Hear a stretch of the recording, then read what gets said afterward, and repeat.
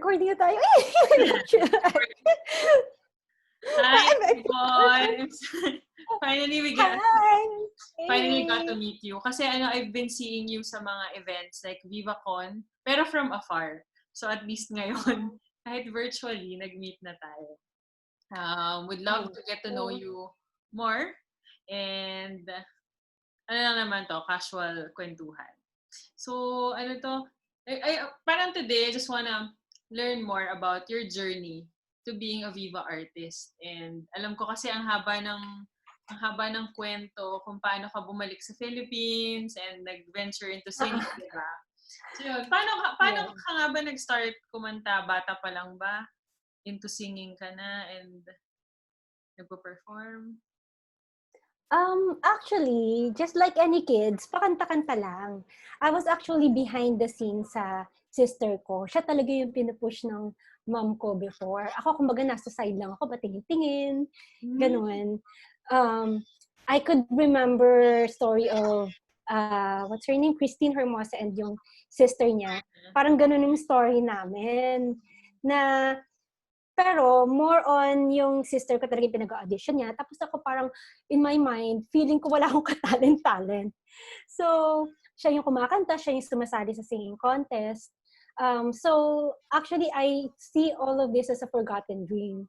Yun yung bata kami until we left the Philippines and then we pursue a different career. Siya naging nurse and ako was supposed to be a lawyer. Pero for some reason, felt like I'm not very logical. No. Hindi ako yung, hindi talaga. Back then siguro, hindi pa talaga na-open yung mind ko. Very catered kasi ako eh. So, when it comes to, like debating, that's my weakness.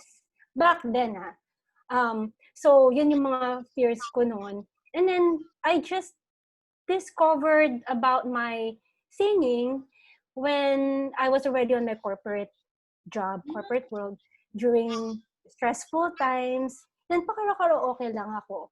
So, ayun, until there was a specific event in my life where I had to put aside everything, my career and all. And nag-open naman yung opportunity on events. So US just a little background. Sa US or here in the Philippines? Oh, this is already in the US. In the US. Sorry, what age ka nag-move to the US? 15. 15. Okay. Going, parang middle na ng high school to college. Pero what do you call that? Na-advance into college. Very technical term kasi yung dad ko nasa military. Tapos dito kasi maaga tayo high school, di ba? So, around that time, accelerated na kami in parang junior college. Ganun. So, ayun. And then while I was in school, working also, alam mo naman yung lifestyle doon, ganun talaga. So, during stressful days, parang pakanta-kanta lang ako, pa-cover-cover. And then there was a specific, like I said, moment in my life na parang tinanggal lahat, like my work, my job. It was, I call it as a breakthrough of my life. Na doon naman nag-open yung door. Parang wala lang ako magawa that time. And I got involved in the Filipino community in the States. Nag-open for, if I can remember, Angeline Quinto, kapag ka may gig sa mga artists. Yeah. And then someone recommended me. If I can look back, I think sila Miss Ana Puno sa Star Media. Sila yung nakakasama ko po before. Sabi niya, why don't you, or their group would tell me, why don't you, explore your options in the Philippines?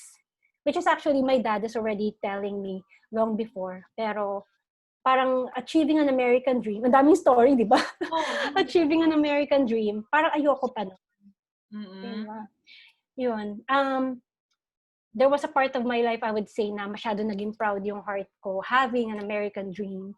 But when the Lord actually took that all, it was an opportunity for me to explore what's in store or what's more in the Philippines. Because, ayun, I went back here, parang try lang for 6 months. Some of my friends tried to explore me. and then explore me to different places. And may party ako na nag-open ng workshop niya. So, that was the first. Nag-take ako ng workshop. And then, there was this, I think yung pinaka-stepping point siguro is, there was a reality show. It's called the Star Camp. It's in Mix TV USA. It was back in 2013, I think. Ayun. They flew 9, but they had to complete 10 or 11 yata, Filipino-Americans. And it so happened I was already here. And so sabi ng producer that I knew, well, join ka para lang, may makasama ka to explore the business. And that's where I actually started. They filmed it. We're doing workshops. We meet different people. Actually, yung kasama ko dun si Karen Sita of yung Cebuana, yes. Yeah. Also Viva artist, right? Oh, there was another story when we met again in a couple of years. Nice. And then si Tommy. So after the show, some of the star campers, we call ourselves star campers. Some of the star campers already went back. Kasi parang ano yan yung reality show na yun, it's not a competition, but it's sort of a test of how long we can last here, or is it really something that we wanted to do? At least give us an idea of what Philippine showbiz is all about. And some of them, I guess they didn't, they wanted to explore more, and parang they realized at the journey na, I wanted to go back and explore other career. Some of them became nurse, some of them went back to school. The three of us still pursued show business. Wait lang. Sorry, you guys were flown to the US or they came here? Yung star campers. Supposedly lahat pupunta dito. They held an audition there. It just so happened na the same, I think the people that worked together in the Filipino events there, they already knew me, and I was already here 5 months before the reality show. So they included me instead when the 9 already got here. Oh, nice. Pero sila, they flew. So parang na-advance lang ako. Some sense. So yun yung nag-lead sa'yo to showbiz. Pero alam ko, nag-venture ka rin into acting, no? Through Star Camp din ba yun? Kaya ka nagkaroon or did you audition for that? For camp. I took, parang medyo mahaba yung journey ko after nun. I took a couple of workshops. First is the AATA, Asian Academy of Television Arts, which is in TV5, under Will Magavantes. Siya yung unang nag-introduce sa akin. As in, bear na bear, wala akong kaalam-alam. Yun ang workshop. And then someone I knew from one of my classmates in that very first workshop introduces Star Magic workshops. So, actually, dun na nag-start yung journey. During my basic acting, after the basic acting, parang may secretly napili sa amin to be presented to Johnny Manahan. Pero hindi pa ako, parang ang feedback from the one who presented us is parang kailangan pang there's improvement. Need more training or parang ganun. So that isa sa mga facilitators namin who has a management na rin ngayon, his own management. Yeah. Yun yung he got me exposed into different teleserye, which is parang coming to realize now, hindi going back there not knowing how the business works. Yun pala, like you have to get exposed to different production. So parang sinasalang nila ako doon versus I think nasaan ka ng kailangan kita as a secretary, until I got a good role in All of Me. Yun yung pinaka breakthrough noon. And then, ayun na, may mga independent films na nag-offer. Yung Mulat, which is starred by Lauren Burgos. Ano naman siya sa International Film Festival. And then yung Panginoong Diyos-Diyosan. Dito naman siya. I think, yung story naman na about election. So, that year, 2014, yun yung, doon na ako nag-start in acting. Sunod-sunod na yung mga acting gigs. So, but then, yeah. And yun, sorry. but then, that's when, okay, back then, again, kasi siguro coming from living in the States for a while and thinking na, when I go here, when I come here, showbiz would be easy for me. So, 2013, yung range ng time na yon, parang there was a part of me na parang feeling ko lang, it was so slow ng progress ko. And it was also the time na parang nagkasabay-sabay lahat. I was coping with a lot of things. Parang, ang bagal, ito na lang ba, acting ba? Parang masyado ako nagmamadali ng time na yon. And then there was a part na I barely started driving. I barely parang investing here in the Philippines. And it was a huge hit on me somewhere in 2014 or 2015. Yung during half of all of me, parang na-pressure ako kasi may part din doon na from one taping to another. Parang yung pagod mo and stress. I think yun yung mali ko back then. Na I gave up. Parang sabi ko, gusto ko muna umuwi. Parang feeling ko, hindi ko pa kasi siya naintindihan, Kate. Overwhelmed. Oo, hindi ko pa alam kung paano nag-work yun. Although, that year pala, I got presented to Viva na. And then they signed me. And then, syempre, yung first, binigyan pa lang ako ng workshop din. So, anyway, November that year, I believe I'm not sure if it's 2014 or 2015. Basta the year of all of me. I flew back. To the US? Sa US. Yun. I mean, when you went to the US, did you try pursuing a corporate job again? Or you had plans of pursuing a singing career then abroad? Ano yung naging focus mo doon? And what made you come back? There was a part of me na I wanted to go back to my career because of one thing, money na rin. Siguro. Kasi hindi ako sanay, sanay ako in the States while I was in school, diba? While I was also, sanay ako na I'm earning money on my own and I'm working at the same time.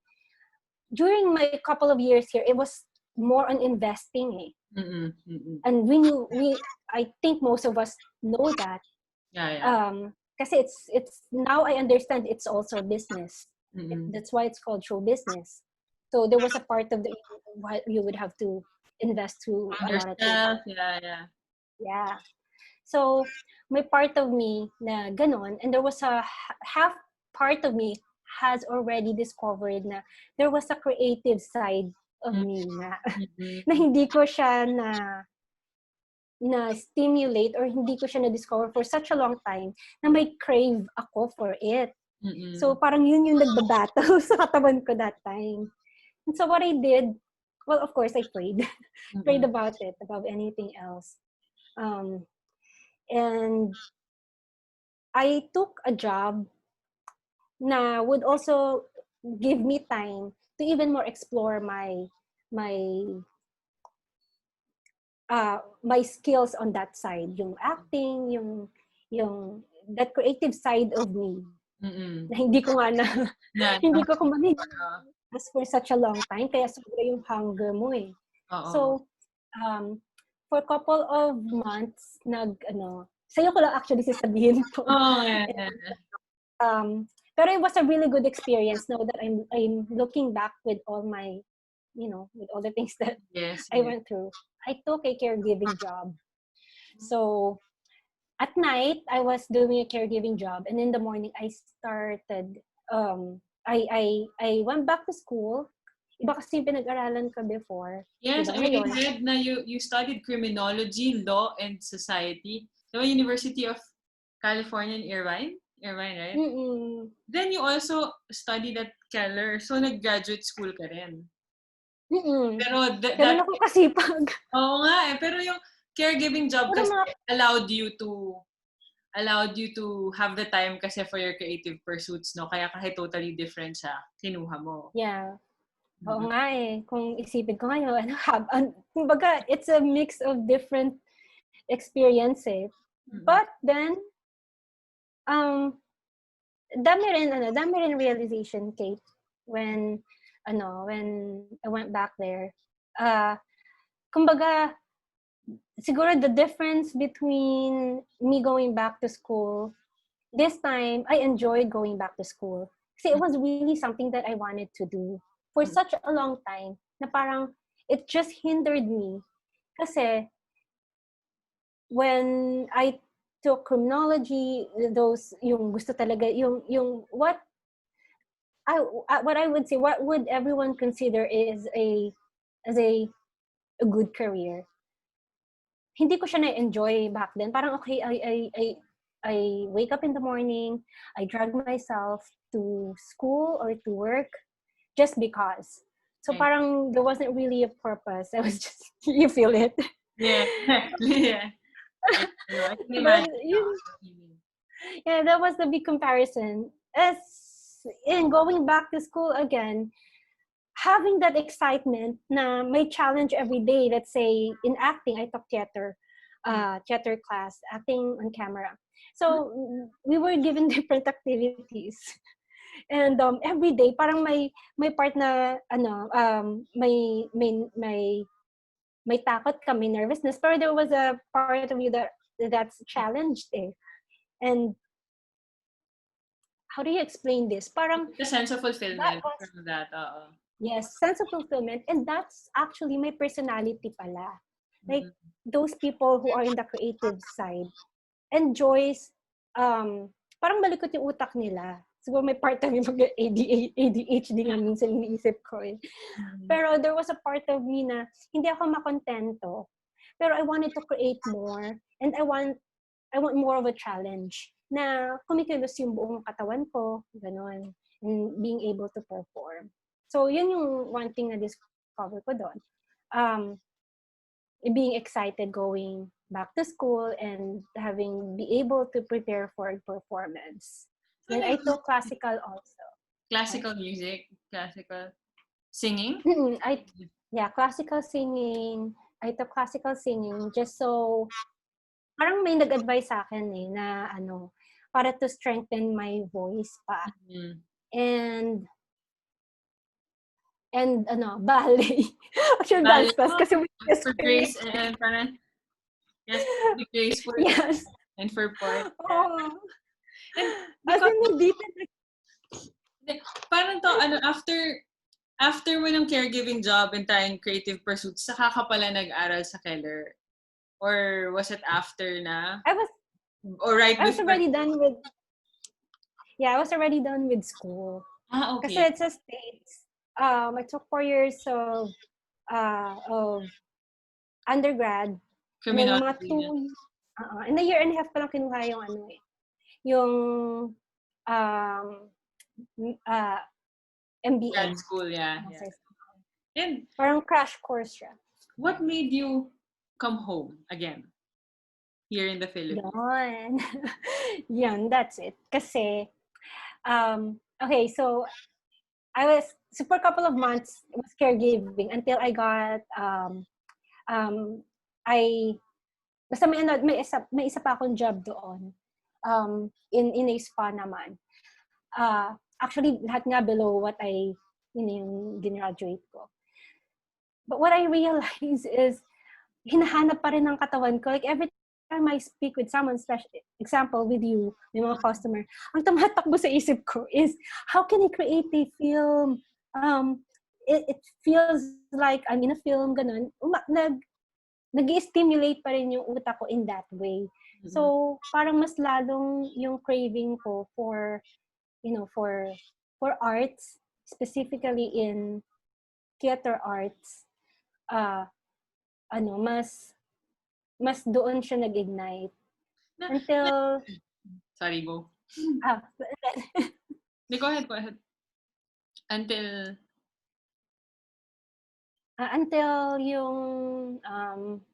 my dad booked me parang I think na-feel niya din yun. He was so supportive from your stories. Sobrang supportive ng dad mo. Sorry, yes. So he booked a flight to the Philippines. Yeah, he booked me a flight going back here. Ano pa rin ako parang hesitant pa rin ako. May takot pa rin ako na kasi parang sobrang risky talaga nito natin. Compared to us, if I would compare my life in America and in here, it's really a risk. Me being here in the Philippines. So parang sabi niya, sige, try mo pa one more time. Kung yun nga yung gusto mo, since you have all that cravings, ganon. So that year, parang he let me go, coming back here. And yun naman, that was when I met a couple of people in the music industry, and we started working on the music. I'm able to work with my first single, yung Hawak, with yung aspiring director na na-meet ko naman couple of years ago. So parang experimental din talaga siya ng umpisa. When we finished it, I presented it to Boss Vic and sabi niya, sige, go. So, inano niya ako sa records. So, yun, very supportive naman yung Viva in my music career. So, that's when I transitioned from acting to the music muna. Pero ikaw sa ngayon, would say na mas na-enjoy mo na rin muna yung singing and acting, or yung acting dream is still there?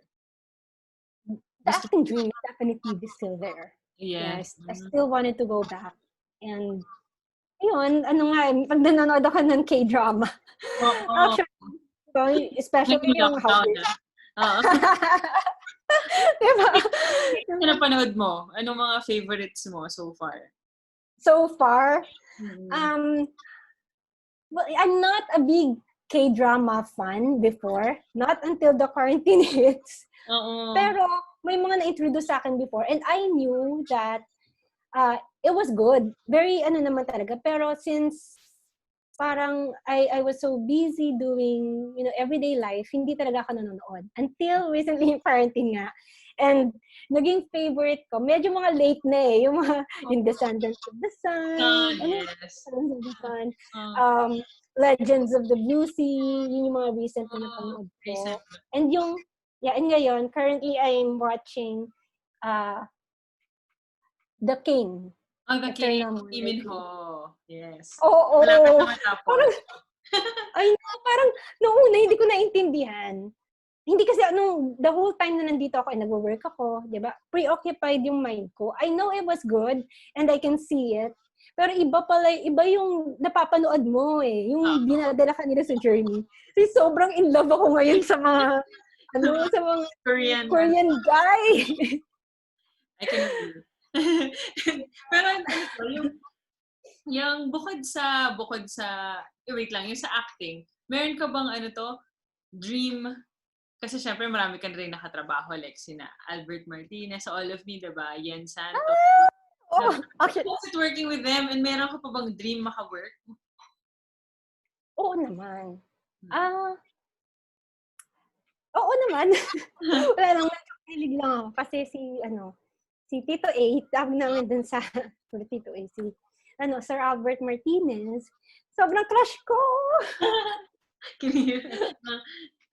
ano, yan, sa All of Me, kasi siya yung star doon, di ba? Sobrang bait. Parang kahit veterano na siya, he makes you feel welcome. Yun pa lang yung parang nag-umpisa pa lang ako, parang nanibago pa ako sa set. Diba? Tapos, pag may question ka, pinapayuhan ka naman niya. Tapos, sa sobrang crush ko sa kanya, actually, research ko siya. And parang, lalo ko siya naging crush at hinahangaan na actor. When I knew his story na yung journey niya rin pala is parang, ayun, nakarelate lang siguro ako na punta siya sa States, tapos he came back here. Yeah, he started getting work as, role as walang name, pero he was already, a matini idol back then.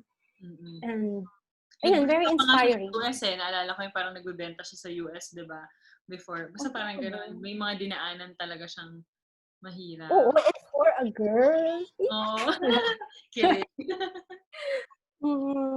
So, ano yung mga, may advice ba siya nabigay sa'yo about not giving up? About acting? Siguro, hindi ko pa siya nakausap ng personal, pero it's more like, I remember me and my other co-actor approached him and asked him about acting technique. Kasi nag-aaral kami sa Star Magic noon. And yung Chabak technique yung naaral namin. Chabak technique, it's more like substitution. Whenever you act, you substitute someone in that person para to make it more real. Siya naman, ang in-advise niya is, yung may snare ba yun? Yung moment to moment. Like, just being there at the very moment lang. Even though you don't substitute, pero you act as if it's real, as if it's in the moment. Kasi, in-explain niya na, for him,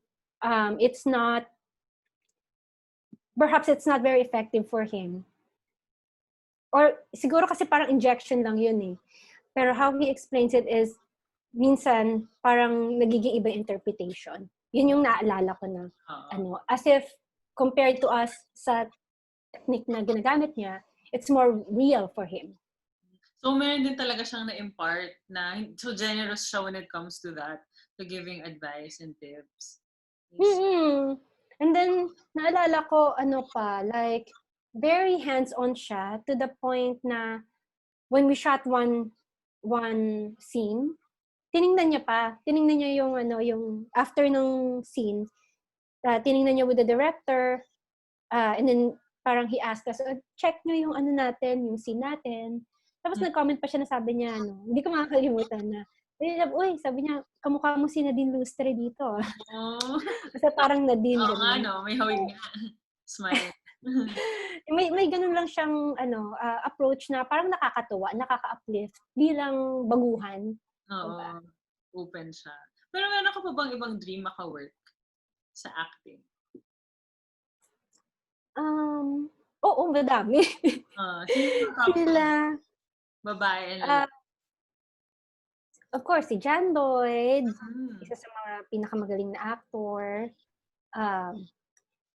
Sarah Geronimo, both in singing and acting. Natuwa naman ako sa kanya kasi like yung pinaka-last na movie niya with the dog. Unforgettable. Unforgettable. Excuse me. Parang nakita ko sa kanya yung galing niya na as an actress over time na she was able to interpret the role na very subtle yung pagka-autistic ng role na yun, diba? So, parang I wanted to be able to work with her that way na be able to learn more on the acting that she's done for over years. So, John Lloyd and Sarah. Like John Lloyd, Sarah, Lea Salonga. Oh, Lea Salonga. Of course, alam naman natin she's a legend. And So, we can learn so much from her. so si Leia and si Sarah din ba yung masasabi mong influences mo in terms of singing ngayon? Or meron ka bang nililook up to na singers? Kasi alam natin mas nagpo-focus ka pa muna ngayon sa pagkanta. Mm-mm. Sino yung masasabi mong influences or people you look up to? Local, Leia Salonga. Actually, diba yung kinwento ko nga sa'yo before, she's the one who actually got me started when show business has never crossed my mind yet. Sobrang ironic nga kasi parang back then na kumbaga nanonood pa lang ako ng TFC, no, I still like after work, after school, panoorin ko lang sila on TV, tapos search lang on YouTube. What encouraged me the most if I look back now, yung moment na napanood ko si Leia Salonga on her audition in Miss Saigon. Sabi ko, oh my gosh, ganun siya kagaling. And bata pa lang siya. And I don't know, just her aura, parang gusto kong gayahin. So ginagaya ko lang siya back then. Tapos parang only in my thought, parang sabi ko, uy, gusto ko din. Pero hindi ko, as in, Katie, hindi ko talaga nga siya ma-imagine na like now, I'm also, doing it. Kasi noon, parang sobrang pangarap ko lang. Sabi ko, makapag-record din ba ako ng single ko. So, yun, parang pagaya-gaya lang ako sa kanya noon, yung Canon Moon niya. And then yun, siya talaga yung major influence ko, I would say. Anong song ni Leia yung favorite mo? Pwede ba kami magpa-sample? or ni Sarah? Oo. Sun and Moon. I'll try. Sige. Kinakabahan ako. Banta, and then ako lang yung audience. Sige.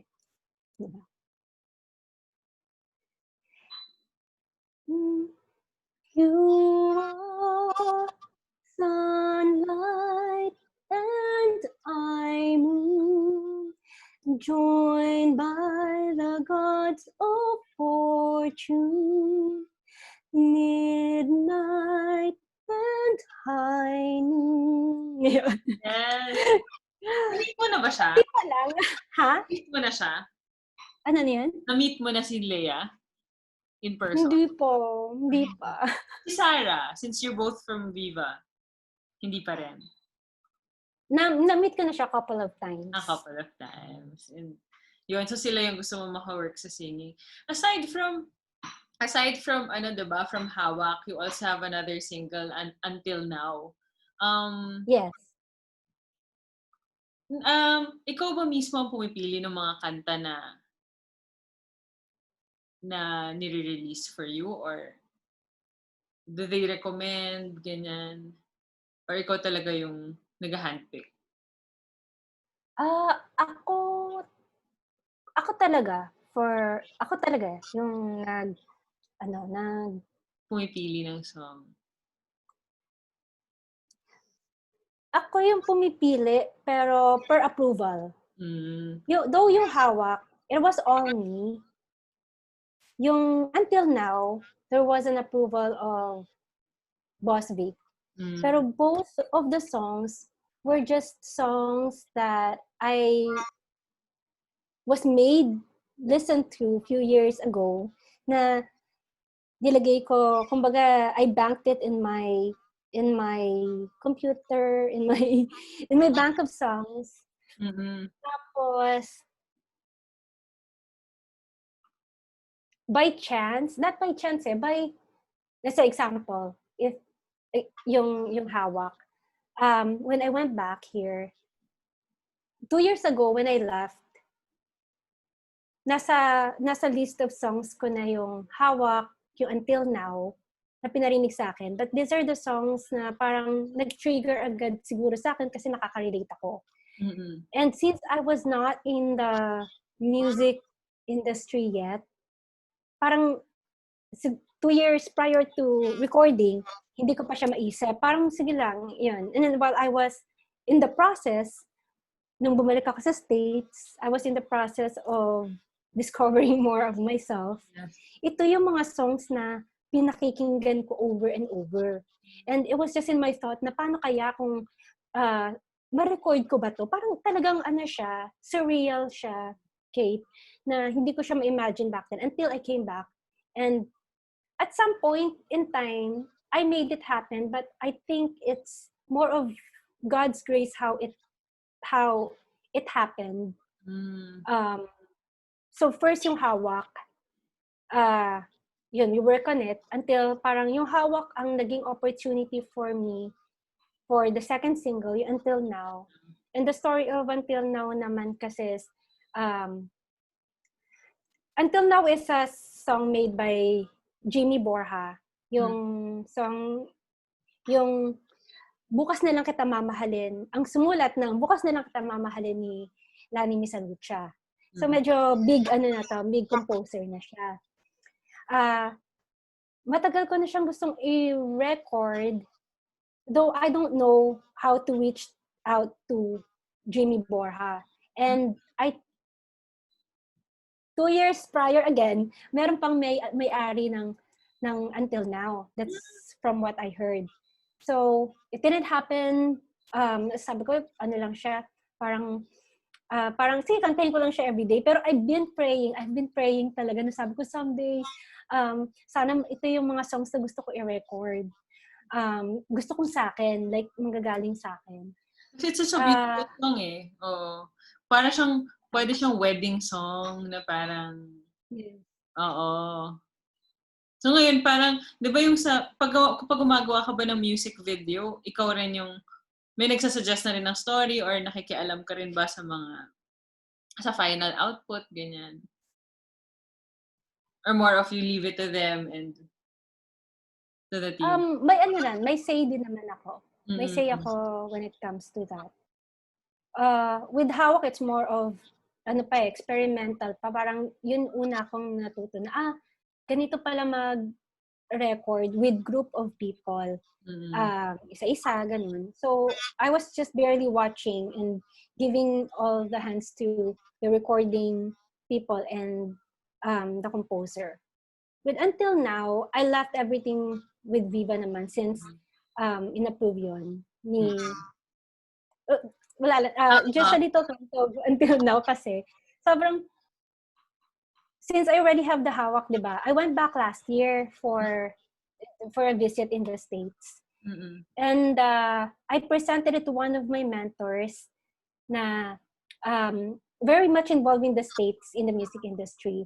Pinarinig ko lang siya and I thought, sabi ko, his name is Kuya Nair De Leon. He was also my evangelist. Yung nag-share ng gospel sa akin more of in that area. Pinarinig ko lang sa kanya. Sabi ko, Kuya Nair, I love this song. Sabi ko, I've been praying about this.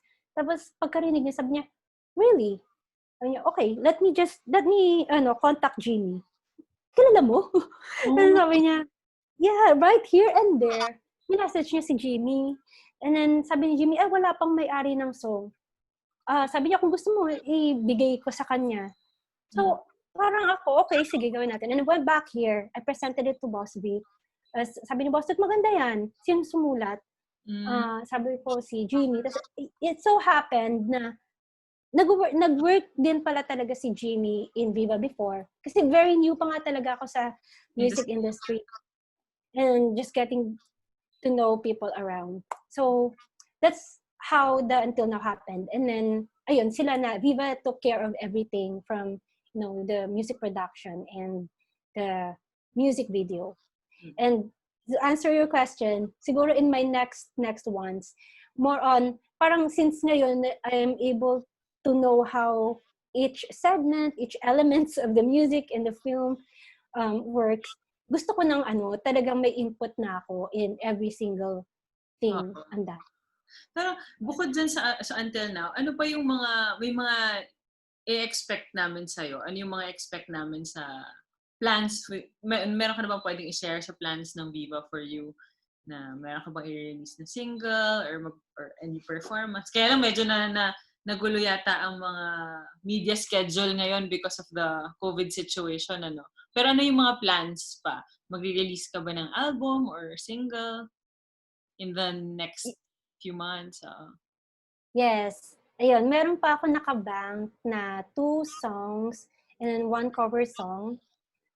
Working on chances, and yung chances naman supposedly before until now pa yun, pero na pending muna siya. Though I think it would be very timely this time kasi yung message niya would be about something that we don't know what's gonna happen to us.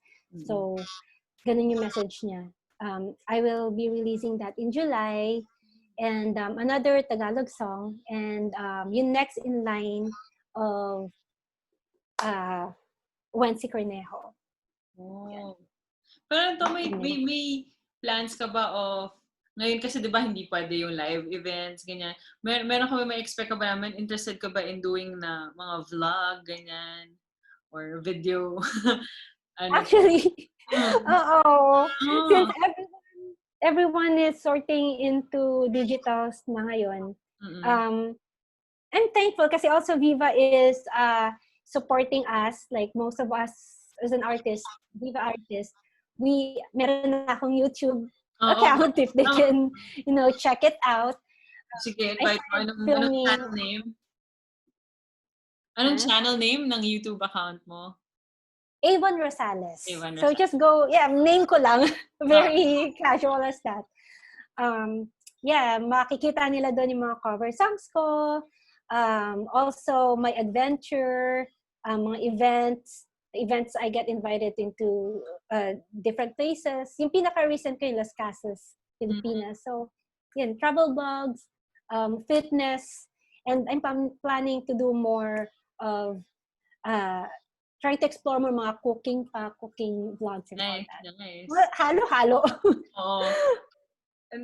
Pero sasabihin ko, nakalimutan ko sabihin ko. Pero saan ka rin nila pwedeng i-follow? Sa Instagram, sa Twitter ba? Where are you active? Wala akong Twitter, but I wanted to stay on Instagram and Facebook for now. Though I have TikTok. Yeah, Avon Rosales. Though I have TikTok, pero hindi ko pa siya na-feel ng mga videos eh. Before we, thank you so much for sharing your story, kasi sobrang inspiring. Gusto ko lang, Ang daldal ko yan.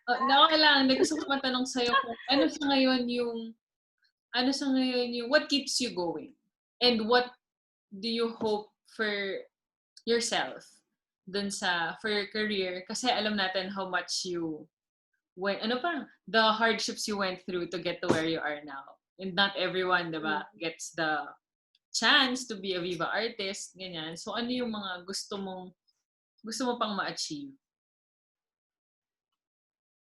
Of course, I wanted to go back in acting. Talagang goal ko yun.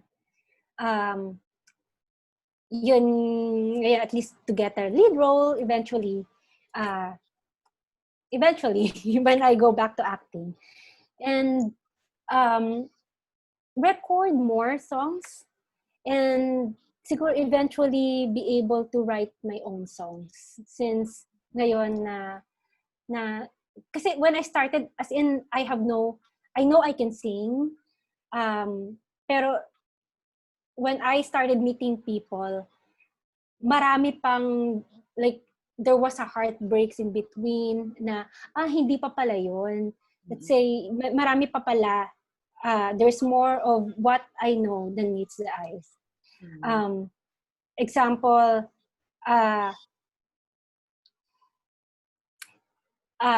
in making music, may mga mga elements pa akong kailangan malaman. And how do you explain it in Kate? Kasi talagang yung I was really struggling in the beginning. Pero along the way, that struggle is turning into, oh wow, ito pala yung mga discoveries. Ito yung mga discoveries ko. And while I'm learning things along the way, let's say yung mga hindi ko naintindihan before in singing, since I started alternative singing, na parang simple lang. Yung yung may mga na-discover ko along the way when I start doing more voice lessons. Sinasabi ng coach na, kaya mo pala tong note na to. Parang sa Pero trial and error stage di ba? Yes, Parang exactly. learning through experience yung naging yung workshop mo in real life, parang ganon. Yes, in real life. And so I think I wanted to excel more and be excellent in that thing while I'm learning along the way. I'm so happy and I can see naman your passion and I really hope that you go a long way pa. And we're just here to watch out for you dun sa mga gagawin mo pa. So yun, pero before we end, syempre, kasi marami siguro hindi pa naririnig yung Until Now and Hawak, baka pwede mo naman kaming sampulan both ng singles mo. Sure. Ano ba? Acapella ba? Or, Acapella. Favorite parts mo na lang both ng Hawak and then Until Now. Until Now. Okay. Yung Hawak, nasulat mo na siya last year eh. And I dedicate this to all the parents. And just a bit of the meaning of the song. It was originally a worship song.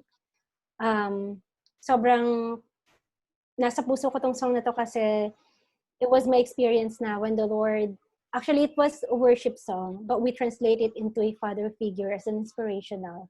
And just like any father and any family, we go through forgiveness, we go through acceptance, and I think that's the whole meaning of life. And no matter what, there will be one person who would hold you in this life. I wanted to dedicate that to that person, pero primarily your family would be a good representation of how unconditional love would be felt in this world. But primarily, the unconditional love of the Lord. Yeah, sige.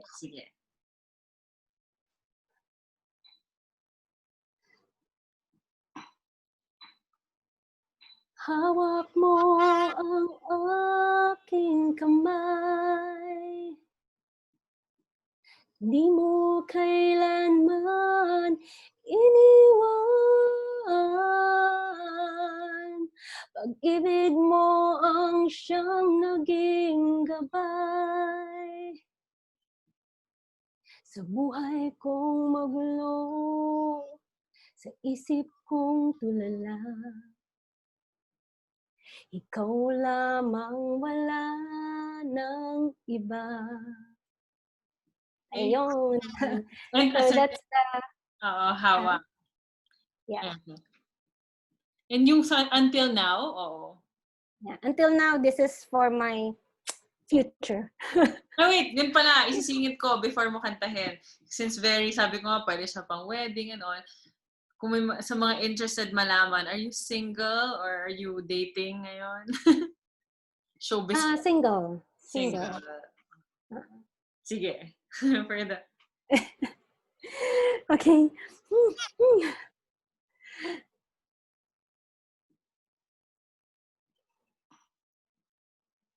Until now, until you came and made my dreams come true.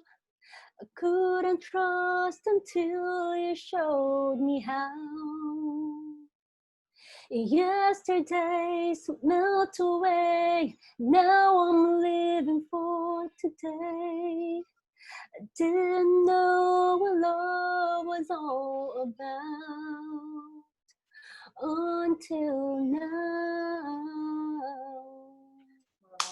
Thank you so much, Avon. Thank you for your time and for sharing your talent today. Hope to see you soon in the flesh. Yes, eventually. Salamat. Mag-usap tayo sa messaging. Thank you. Okay, thank you. Okay.